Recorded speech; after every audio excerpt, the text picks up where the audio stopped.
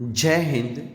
Gujarati study and education channel में आप सब दोस्तों का हार्दिक स्वागत है। देखते हैं आज के वीडियो में दौरान 10 विषय हिंदी पाठ नंबर दूसरा है, जिनका नाम है बूढ़ी काकी। और बूढ़ी काकी नामक जो पाठ दिया है, उस पाठ का जो उनका स्वाध्याय का प्रश्न है, उन स्वाध्याय के सारे प्रश्नों का संपूर्ण और सही सॉल्यूशन हम इस वीडियो में देखने वाले हैं। तो आप इस वीडियो को अंत तक जरूर देखना। स्टार्ट करते हैं वीडियो की। देखिए सवाल नंबर 1 आपके सामने ये रहा। क्या सवाल है? निम्नलिखित प्रश्नों के नीचे दिए गए विकल्पों में से सही विकल्प चुनकर उत्तर लिखिए। तो देखिए पहला सवाल आपके सामने है। देखिए रहा। क्या सवाल है? बूढ़ी काकी के भतीजे ने क्या नाम था? बूढ़ी काकी के भतीजे का क्या नाम था? तो दोस्तों उनका नाम था ऑप्शन बी पंडित बुद्धिराम। क्या नाम था? पंडित बुद्धिराम, यानी कि बी ऑप्शन सही आंसर हो जाएगा, पंडित बुद्धिराम। दूसरा सवाल, रूपा किसकी पत्नी थी? रूपा किसकी पत्नी थी? तो रूपा पंडित बुद्धिराम की पत्नी थी, यानी कि ऑप्शन जो डी है वो डी ऑप्शन सही आंसर हो जाएगा। देखते हैं आगे का सवाल। किसने अपने हिस्से की पुड़िया काकी के लिए बचा कर रखी थी? तो लाडली ने, किसने? लाडली ने अपने हिस्से की पुड़िया काकी के लिए बचाकर रखी थी, यानी कि ऑप्शन सी आंसर सही हो जाएगा, लाडली। आगे देखते हैं। बूढ़ी काकी को पत्तलों पर, किसको? बूढ़ी काकी को पत्तलों पर से जूठी पुड़ी के टुकड़े खाता देखकर कौन सन्न रह गया? तो दोस्तों वो रह गया रूपा सन्न रह गई। कौन? रूपा, यानी कि ए ऑप्शन सही आंसर हो जाएगा। अब देखते हैं आगे का सवाल। निम्नलिखित प्रश्नों के एक एक वाक्य में उत्तर लिखिए। देखते हैं उनका आंसर आपके सामने ये रहा प्रश्न। देखिए क्या सवाल है। प्रश्न है कि बूढ़ी काकी कैसे रोती थी? तो बूढ़ी काकी गला फाड़ कर रोती। कैसे रोती थी? गला फाड़ कर रोती थी। दूसरा सवाल देखिए क्या सवाल है। बुद्धिराम के घर किस उत्सव में पुड़िया बन रही थी? तो बुद्धिराम के बेटे सुखराम के तिलक के खुशी में पुड़िया बन रही थी। अगला सवाल, बूढ़ी काकी को कहाँ पर बैठा देखकर रूपा क्रोधित हो गई? तो बूढ़ी काकी को कड़ा के पास बैठा देखकर रूपा क्रोधित हो गई। अगला सवाल, किस खुशी में लाडली को नींद आ रही थी? तो काकी को पुड़िया देने की खुशी में लाडली को नींद आ रही थी। अगला सवाल, उत्सव के, क्या सवाल है? उत्सव के दिन बूढ़ी काकी किसके डर से नहीं रो रही थी? तो उत्सव के दिन अपशुकन के डर से काकी नहीं रो रही थी। अगला सवाल, बुढ़ापे में बूढ़ी काकी की समस्त इच्छाओं का केंद्र कौन सी इंद्रिय थी? तो बुढ़ापे में बूढ़ी काकी की समस्त इच्छाओं का केंद्र स्वादेंद्रिय थी। कौन थी? स्वादेंद्रिय थी। अगला सवाल, निम्नलिखित प्रश्नों के 2-3 वाक्य में उत्तर लिखना है। इसमें पहला सवाल देखिए आपके सामने ये रहा। देखिए क्या सवाल है। बूढ़ी काकी कब रोती थी? तो उसका उत्तर आपके सामने रखते हुए देखिए आपके इधर है उत्तर। देखिए क्या है ये रहा।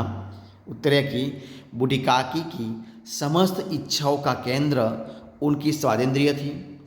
बूढ़ी काकी के लिए उनकी जीभ के स्वाद के सिवा कोई इच्छा शेष नहीं थी। जब उनके घर वाले काकी की इच्छा के अनुसार काम नहीं करते थे, उनके भोजन का समय टल जाता या भोजन की मात्रा कम होती अथवा बाजार से कोई चीज़ आती और उन्हें न मिलती तो वे रोती थी। दूसरा सवाल देखिए आपके सामने ये रहा। देखिए क्या सवाल है। लड़के बूढ़ी काकी को कैसे सताते थे? तो उनका आंसर भी आपके सामने ही रहा। देखिए क्या है। लड़के मौका मिलते ही बूढ़ी काकी को सताया करते थे। कोई बूढ़ी काकी को चुटली काट कर भाग जाता था और कोई उन पर पानी की कुल्ली कर देता था। इस तरह लड़के बूढ़ी काकी को सताया करते थे। अब देखते हैं आगे का सवाल। बूढ़ी काकी की कल्पना में पुड़िया की कैसी तस्वीर नाचने लगी। तो घर में फैली पुड़िया और मसालों की सुगंध बूढ़ी काकी को बेचैन कर रही थी। बूढ़ी काकी की कल्पना में लाल लाल, फूली फूली और नरम नरम पुड़िया की तस्वीर नाचने लगी। अगला सवाल, थाली में भोजन सजाकर, क्या सवाल है? थाली में भोजन सजाकर बूढ़ी काकी को खिलाते समय रूपा ने क्या कहा? तो देखिए, बूढ़ी काकी को जूठी पत्तलों से पुड़िया खाते देख रूपा को बड़ा दुख हुआ। उसने एक थाली में भोजन सजाकर बूढ़ी काकी के सामने रखा और कहा, काकी उठो, भोजन कर लो। मुझसे आज बड़ी भूल हुई, उसका बुरा न मानना। परमात्मा से प्रार्थना कर दो कि वे मेरा अपराध क्षमा कर दे, ये कहा। ठीक है, आगे देखते सवाल, बुद्धिराम ने बूढ़ी काकी की संपत्ति कैसे हथिया ली थी? तो बुद्धिराम ने बूढ़ी काकी से लंबे चौड़े वादे किए और उसे सज्जाबाग दिए, उसे सज्जाबाग दिखाए। बूढ़ी काकी उसकी बातों में आ गई, क्योंकि बूढ़ी काकी के परिवार में भतीजे के सिवा और कोई भी नहीं था। इस तरह बुद्धिराम ने बूढ़ी काकी की सारी संपत्ति हथिया ली थी। आगे का सवाल देखिए, क्या सवाल है? निम्नलिखित प्रश्नों के 4-5 वाक्यों में उत्तर लिखना है। इसमें पहला सवाल आपके सामने देखिए, ये रहा। क्या सवाल है? क्या देखकर रूपा को पश्चाताप हुआ और क्यों? तो देखिए, देखते हैं कि रूपा के बड़े लड़के का तिलक था और घर में उत्सव का माहौल था। मेहमानों को पुड़िया, कचौड़ियाँ और मसालेदार सब्जियों परोसी गई। बूढ़ी काकी खाने की लालसा में राह देखकर बैठी रही थी, लेकिन किसी ने बूढ़ी काकी को कुछ नहीं पूछा। जब सब खाना खाकर सो गए तब बूढ़ी काकी जूठी पत्तलों में से पुड़िया के टुकड़े चुन चुन कर खा रही थी। जब रूपा ने यह दृश्य देखा तो उसे बड़ा दुख हुआ और अपनी भूल का एहसास हुआ। उसने सोचा कि जिसकी संपत्ति से उन्हें 200 रुपये मिलते हैं, उसके साथ ही उसने बहुत गलत बर्ताव किया है। इसी कारण रूपा को बहुत पछतावा हुआ। दूसरा सवाल, रूपा और बुद्धिराम ने बूढ़ी काकी के प्रति कब अमानुषिक व्यवहार किया और क्यों? तो देखिए, उनका आंसर भी आपके सामने है। रूपा और बुद्धिराम के बेटे का तिलक था, तो इस उत्सव में घर में पुड़िया, कचौड़ियाँ और मसालेदार सब्जियाँ बन रही थी।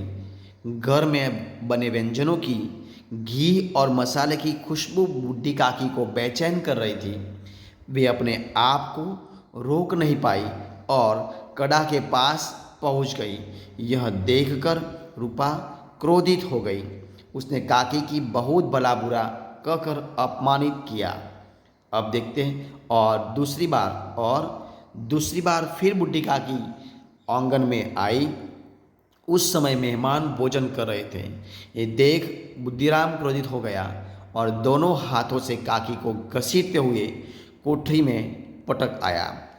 इस प्रकार रूपा और बुद्धिराम ने बूढ़ी काकी के प्रति 2 बार अमानुषिक व्यवहार किया। अब देखते हैं सवाल आगे का। खाने के बारे में बूढ़ी काकी के मन में कैसे कैसे मंसूबे बनते थे?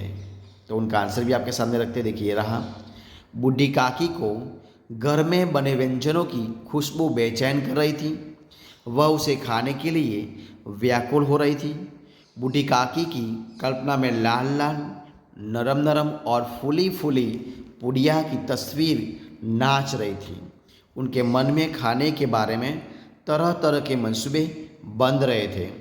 वह सोचने लगे कि पहले सब्जी से पुड़िया खाएगी, फिर दही और शक्कर के साथ, रायते के साथ कचौड़ियाँ मज़ेदार लगेगी और चाहे कोई कुछ भी न कहे वह मांग मांग कर खाएगी। उसे किसी की परवाह नहीं थी। काकी ने सोचा कि कितने दिनों बाद उसे पूड़ियाँ मिल रही थी तो वह सिर्फ मुँह उठा करके थोड़ी ही उठा जाएगी। इस तरह के खाने के बारे में बूढ़ी काकी के मन में मंसूबे बन रहे थे। ठीक है, तो अब देखते हैं आगे का सवाल।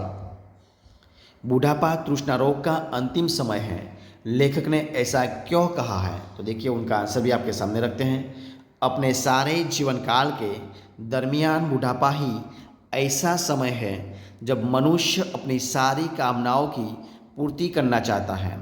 वृद्धावस्था में वह अपनी सारी इच्छाओं को पूरी करना चाहता है और इसके लिए वह समाज में किसी की भी परवाह नहीं करता है, क्योंकि वह जानता है कि अब उसके पास जीवन का बहुत थोड़ा समय बाकी है।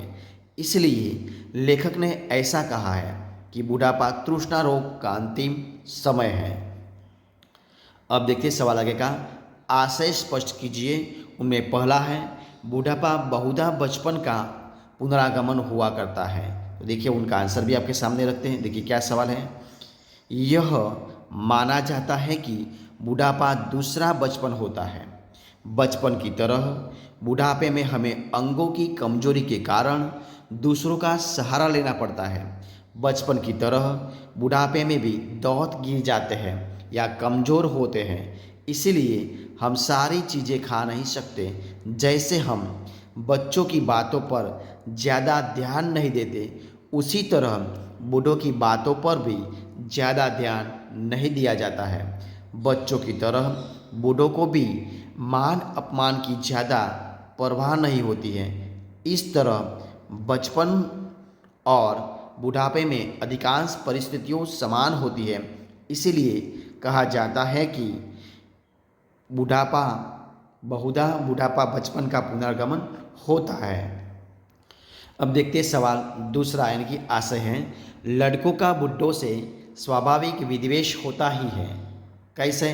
तो देखिए, लड़कों और बुढ़ों की सोच में अंतर होना स्वाभाविक है।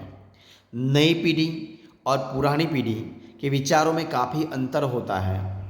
बुढ़े लोग अपनी पुरानी सोच को सच मानते हैं और नई पीढ़ी अपनी नई सोच के हिसाब से चलती है। दोनों खुद को सही मानते हैं और दूसरे को गलत, इसलिए दोनों के विचारों में मतभेद होना स्वाभाविक है। इस कारण लड़कों और बुढ़ों में स्वाभाविक विद्वेष होता ही है। अब देखिए सवाल आगे का, सूचना अनुसार लिखिए। समाधि शब्द देना है। तो देखिए दो दिया है, दीनता और वाटिका। तो इसमें क्या हो जाएगा, दीनता तो दरिद्रता, वाटिका तो उद्यान। आगे देखते हैं, विरोधी शब्द देना है। प्रतिकूल, सज्जन, अनुराग, सुलभ, अपशुकन और दीर्घाहार। उन सबका दीर्घाहार, निर्जलता और अपरिमित, उन सबका विरोधी शब्द देना है। तो देखिए आपके सामने रखते हैं। प्रतिकूल तो अनुकूल, सज्जन तो दुर्जन, अनुराग तो विराग, सुलभ तो दुर्लभ। देखिए सब देखते हैं। अपशुकन तो शकुन, दीर्घाहार तो अल्पाहार, निर्जलता तो लज्जा, अपरिमित तो परिमित। इस प्रकार शब्द समूह के लिए एक शब्द दीजिए। कौन सा है? जहाँ घटना बनी है वह जगह, जीभ का स्वाद, भूख से आतुर, धीरज की परीक्षा लेने वाली। तो देखिए पहला है, जहाँ घटना बनी है वह जगह नहीं, घटना स्थल। जीभ का स्वाद, रसास्वाद, भूख से आतुर, क्षुधातुर। और लास्ट वाला है, धीरज की परीक्षा लेने वाली तो धैर्य परीक्षक। आगे देखते हैं, आगे क्या है देखिए, मुहावरों के अर्थ बताकर वाक्य में प्रयोग कीजिए। कौन कौन से मुहावरे हम देखते हैं। सजबाग दिखाना, आपसे बाहर होना, उबल पड़ना, छाती पर सवार होना, नाक कटवाना, बेसिर पैर की बात, हृदय सन्न रह जाना, मुँह बाएं फिरना, कलेजे में हुक सी उठना, रोटियों के लाले पड़ना, आग हो जाना, जवाब दे चुकना, कलेजा पसीजना। इन सब का और देखकर वाक्य में प्रयोग करना है। तो देखिए शुरुआत करते हैं। सजबाग दिखना यानी कि बड़े बड़े झूठे वादे करना। वाक्य प्रयोग, बुद्धिराम ने बूढ़ी काकी को सजबाग दिखाए थे। दूसरा, आपसे बाहर होना यानी कि अत्यंत क्रोधित हो जाना। तो वाक्य प्रयोग है, बूढ़ी काकी को रसोई घर में देखा तो रूपा आपसे बाहर हो गई। आगे देखते हैं, उबल पड़ना यानी कि क्रोधित होना। तो बूढ़ी काकी को पुड़िया खाते देख रूपा उबल पड़ी। आगे देखते हैं, छाती पर सवार होना यानी कि सामने अड़ जाना। वाक्य प्रयोग, बच्चे सुबह से बूढ़ी काकी की छाती पर सवार हो गए थे। अगला सवाल, नाक कटवाना यानी कि इज्जत खोना। वाक्य प्रयोग, लड़के ने अपनी कक्षा में फैल होकर अपनी नाक कटवा दी। अगला सवाल, बेसिर पैर की बात यानी कि असंगत बात करना। वाक्य प्रयोग, बच्चे अक्सर बेसिर पैर की बातें करते हैं। अगला सवाल, हृदय सन्न रह जाना यानी कि घोर आश्चर्य होना। वाक्य प्रयोग, बूढ़ी काकी को जूठी पुड़िया खाते देखा रूपा का हृदय सन्न रह गया। आगे का सवाल यानी कि मुहावरा, मुंह बाएं फिरना यानी कि बेकार की हालत में घूमना। वाक्य प्रयोग है, अच्छे से पढ़ाई न करने वाले बच्चे मुंह बाएं फिरते रहते हैं। अगला, कलेजे में हुक उठना यानी कि दुखी होना। वाक्य प्रयोग है, बचपन के दिनों की याद आने के बाद कलेजे में हुक सी उठती है। अगला, रोटियों के लाले पड़ना, खाने के लिए कुछ न होना। मतलब पिताजी के बीमार पड़ने से मेरे मित्र को रोटियों के लाले पड़ने लगे थे।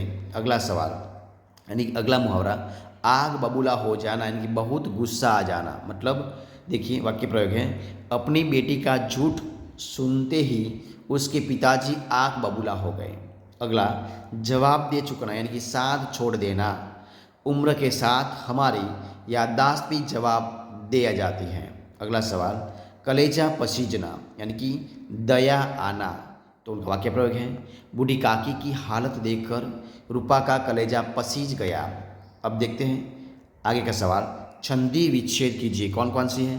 तो परमानंद, परमात्मा, अर्धांगिनी, स्वार्थानुकूलता, सहानुभूति, रसास्वादन, व्याकुल, दीर्घाहार, प्रतीक्षा, कंठानावृत्त, क्षुधातुर, कालांतर, रक्षागार, सज्जन, सदिच्छाएँ, पुनरागमन, दुर्गति और सम्मुख, उन सब का संधि विच्छेद करना है। तो देखिए आपके सामने रखते हैं। देखिए क्या है, परमानंद तो परम वत्ता आनंद, परमात्मा तो परम वत्ता आत्मा, अर्धांगिनी तो अर्ध वत्ता अंगिनी।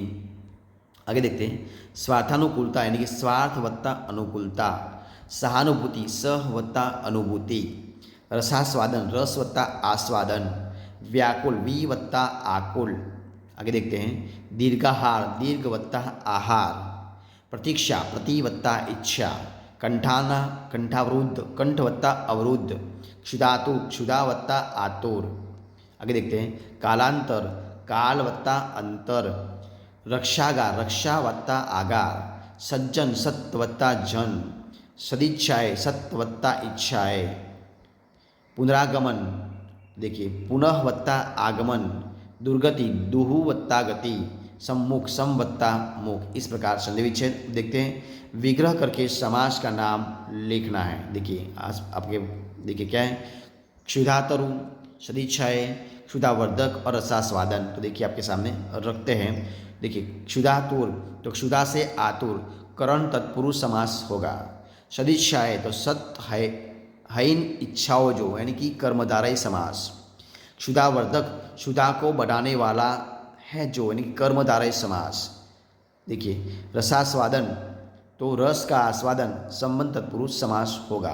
तो दोस्तों इस प्रकार हम इस वीडियो को इधर खत्म करते हैं। तो अगर आपको मेरा इस वीडियो अच्छा लगा हो, यूज़फुल लगा हो, तो उनको लाइक कीजिए, कमेंट कीजिए, आपके दोस्तों में शेयर कर दीजिए। और लास्ट में आपने अब तक इस चैनल को यानी कि Gujarati study and education channel को सब्सक्राइब नहीं किया है तो उनको सब्सक्राइब करना मत भूलें। हमारे इस वीडियो को फर्स्ट से अंत तक देखने के लिए आप सब दोस्तों का मैं दिल से बहुत बहुत धन्यवाद करता हूँ।